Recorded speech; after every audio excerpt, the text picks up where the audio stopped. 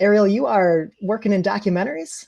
Is that right? Yeah, well, I had a class. I had documentary one last semester, and it was honestly a really, really great experience. My main interest was fiction filmmaking, and I kind of wanted to expand.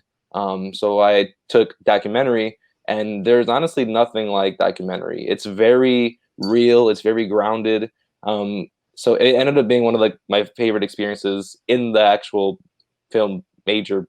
So what it is, you pretty much you get a camera, you get a crew, and you get to tell real stories about real people. And something about that is just so humbling and so grounding, and you get to really project these voices that may not be heard, to kind of shed light on many issues and just a variety of topics that are just fun to explore. You get to interview people, and it's different than fiction filmmaking, but it's very it's a good experience. Yeah, and I think, even though they are different in terms of how you produce them, that heart of storytelling is still there that Julie was talking about a little while ago. Is, you're looking for that emotion. What did you experience? Jordan, you came and visited me a little bit at the WGVU local PBS station.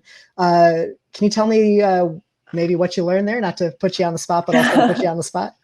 No, I mean, I was in the same doc class as Ariel, actually. And so I already kind of liked doc and everything. But that was my first experience with kind of real life documentary filmmaking outside of classes in school. And that was just so cool because at WGVU, you kind of work in this small crew. And that's really what I'm interested in, is not being on like these large sets, but just a small crew and really, you just going where the action is. And I just think it's documentary just so cool because you get to tell all these different stories, and stories that on paper might not sound that interesting. Like, I think at the time you were working on the stuff with drums and there was this band and stuff. I'm like, well, on paper, it doesn't necessarily sound okay. People are playing drums, people are in a band, whatever. But then when you tell that story, it just kind of comes to life.